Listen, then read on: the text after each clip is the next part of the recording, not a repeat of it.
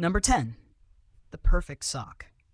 You'd think after thousands of years of wearing shoes and socks, we would have figured out how to keep those little ankle goblins from staging a coup inside your footwear. But no, the sock, humanity's most basic foot protector, remains an unsolved mystery. You put on a fresh pair, and for the first 3 steps, everything is a dream. Then, without warning, the heel of the sock, the one part designed to stay in place, decides it's had enough and slips down into the arch of your shoe.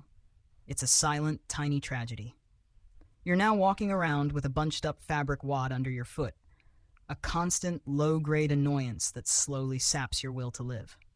Your brain screams at you to stop, take off your shoe, and fix it. But you're in a grocery store, or a meeting, or a wedding. You can't just drop to the floor and have a full-blown foot surgery. You have to endure it. This isn't just a simple fix, either. Sock designers have tried everything. They've used elastic, different weaves, special grips, and even left-right specific socks. But the sock rebellion always finds a way. It's like the universe's way of reminding you that no matter how many rockets we send to Mars, you will never truly be in control of your own footwear. The only guaranteed solution is a sock so tall it goes up to your knee, but then you look like you're ready for a game of touch football in 1982. So we all just live in this constant state of tiny, irritating foot betrayal, a minor problem that is, for all intents and purposes, completely unfixable. Number 9. The USB port dilemma. Every single time you try to plug in a USB cable, you have a 50-50 shot of getting it right. But that 50-50 shot feels more like a 100% chance of getting it wrong on the first 2 attempts. It's a universal law of physics, a cruel joke played on all of us by some sadistic tech deity. You pick up the cable, align it perfectly, and push. It doesn't go in. Your brain, ever the optimist, thinks, oh, I must have been upside down, so you flip it 180 degrees. You push again, with a little more confidence this time. It still doesn't go in. At this point, you're not even thinking anymore, you're just in a cycle of blind frustration. You flip it again, back to the original orientation, and this time it slides in with the smooth, satisfying click it should have made the first time. The irony here is breathtaking. We've developed quantum computers, self-driving cars, and a global network that lets you argue with strangers in real time, but we still haven't figured out a simple, universally recognized standard for a plug that goes in on the first try. The USB-C port, with its reversible design, was supposed to be our salvation, the messiah of the peripheral world. But how many of those do you actually have? We're still surrounded by the old, stubborn, 2-sided USB-A ports, a constant reminder of our collective technological hubris. It's a design flaw so perfect in its imperfection that it's almost poetic. Humanity has built 1,000 wonders, but the simple, elegant solution to plugging in a device remains just out of reach. Number 8. The baffling case of the missing Tupperware lid. You know the feeling. You've just finished a big meal, and you're packing up the leftovers. You have the perfect container, the right size, the right shape, ready to go. You reach into the cabinet where all the Tupperware lives, a chaotic jumble of plastic and regret, and you start the search. You find 5 bottoms that are all the same size. Great. But where are the lids? It's a mystery more perplexing than the pyramids. You sift through stacks of mismatched plastic, searching for that one perfect piece that will seal your spaghetti bolognese from the evils of the open fridge. You find 3 lids that are the wrong size, one that's cracked, and one that belongs to a container you threw out 3 years ago. The fact is, no matter how many Tupperware sets you buy, or how organized you think you are, you will always end up with a collection of orphan containers and useless lids. It's like a law of thermodynamics. You can't create or destroy Tupperware lids. They simply change form and move to another dimension. Maybe they're all at a giant Tupperware lid party in some parallel universe, mocking us as we rummage through our cabinets with a defeated sigh. So you end up putting a plate on top of the container, or worse, using a piece of cling wrap, and then you feel like a failure, a person who can't even handle the basic task of food storage. The solution is simple in theory. Just keep track of your stuff. But in practice, it's an impossible, frustrating ritual we all go through, a testament to the tiny, mundane problems we can't seem to solve. Number 7. The self-destructing headphone cable. You know the moment. You pull your headphones out of your pocket or bag, and you're faced with a Gordian knot of tangled wire that a team of professional puzzle solvers couldn't untangle in a week. It's an act of defiance so complete, so utter, that it feels personal. It's a physical manifestation of chaos theory, a tangled mess that seemingly happened on its own without any help from you. You swear you put them away neatly, maybe even wrap them around your phone in a perfect little loop. But the universe has other plans. The second they're out of sight, those headphone cables get to work, twisting and contorting into a perfect knot that defies all logic. This isn't a new problem either. For decades, we've been grappling with this issue. We've tried special cases, Velcro straps, and even just shoving them in our pockets with the grim hope that maybe, just maybe, this time will be different. It's a problem that we've tried to fix with wireless headphones, but that just introduced a new problem, having to charge yet another device. And even then, the charging cable for your wireless headphones is still prone to the same black magic. The reason for this phenomenon, according to scientists, is a concept called spontaneous knotting. Basically, the motion of the cables inside a container, even something as simple as your pocket, creates a high probability for them to form a knot. It's a statistical inevitability.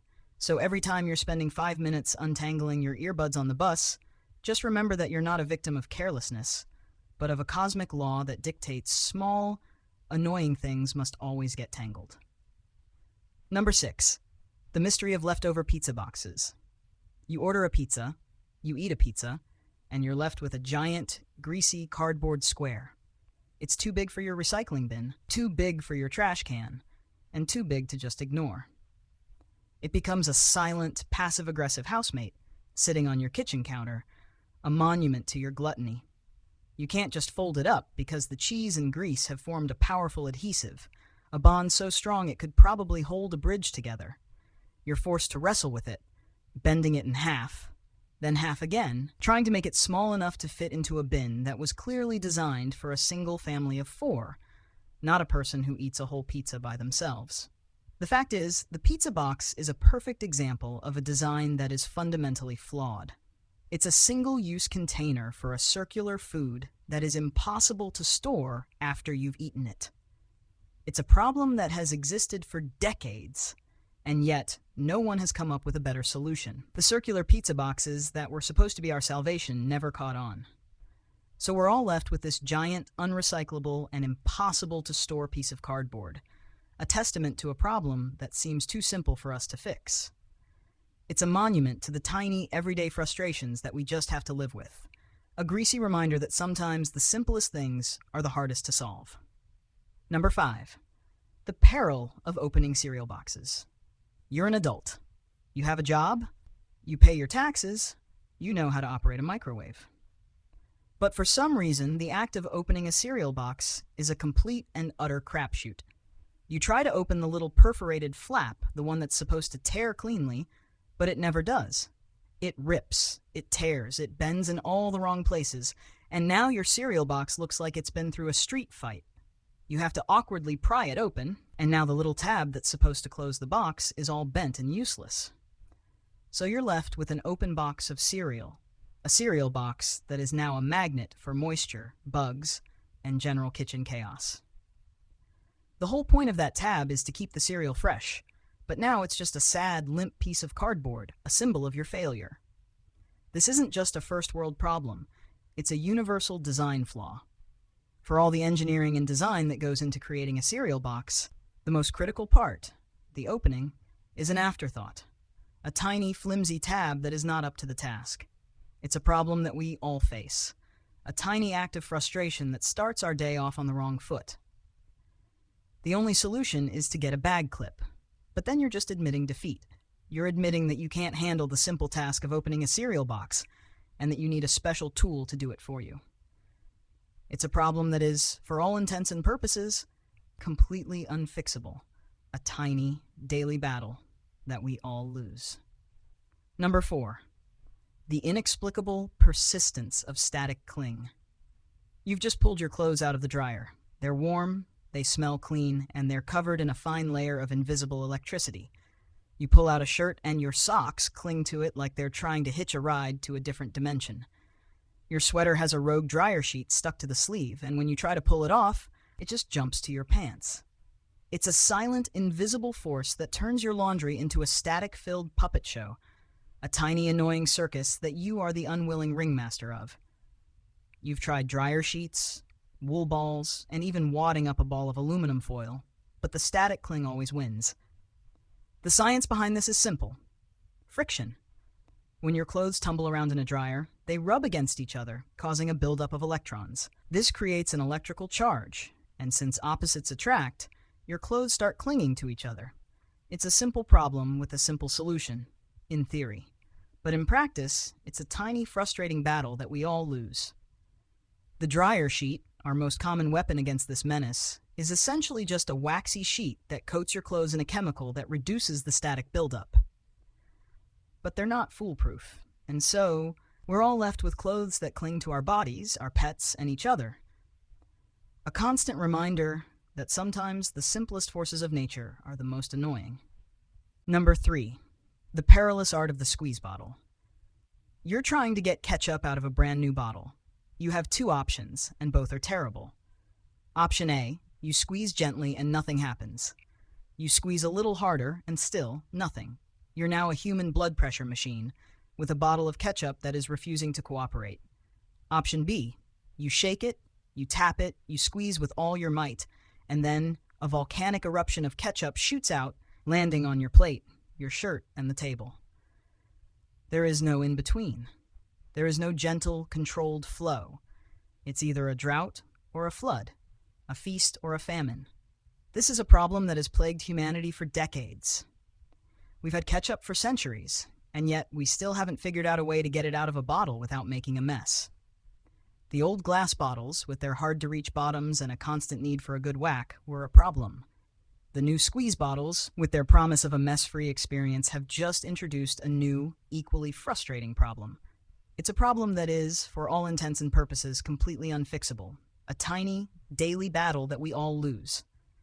The only solution is to just accept your fate and learn to love the mess. Or just buy a different brand of ketchup. Number 2. The unsolvable mystery of the shopping cart. You're walking into a store and you grab a shopping cart. You push it and immediately you know you've made a mistake. The wheels are all over the place. One wheel is locked in place, so you're dragging it sideways.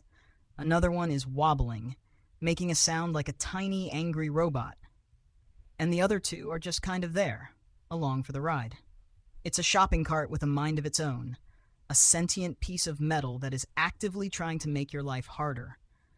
You can't just switch it out for a new one because you're already in the store and you've already started shopping. So you're forced to wrestle with it, to push and pull and struggle with it, all while trying to look like you're not in a silent battle with a shopping cart. The shopping cart is a perfect example of a design that is fundamentally flawed. It's a tool that is supposed to make your life easier, but it just introduces a new, frustrating problem. It's a problem that has existed for decades, and yet no one has come up with a better solution. The wheels are the main problem, of course. They're tiny, they get gunked up with dirt and hair, and they're just not built to last. So we're all left with this tiny, mundane problem that is, for all intents and purposes, completely unfixable. A testament to the tiny, everyday frustrations we can't seem to solve. Number 1. The universal hunt for the lost remote control. You know the feeling. You're finally settled in for the night, ready to watch your favorite show, and you can't find the remote. It's a problem that has plagued humanity since the invention of the television, a tiny plastic object with the uncanny ability to disappear into the ether. You check between the couch cushions, you look under the coffee table, you even check the fridge, just in case. But it's gone. It's like it's been swallowed by a black hole, a tiny couch-based black hole that only consumes remote controls and errant socks. You know it's in the room, you know it's somewhere, but you just can't find it. This isn't a new problem, and it's not for lack of trying to solve it. We've tried universal remotes, remotes with lights, and even remotes with a special button that makes them beep. But the problem always comes back to the same thing. The remote control is a tiny, portable object with no permanent home.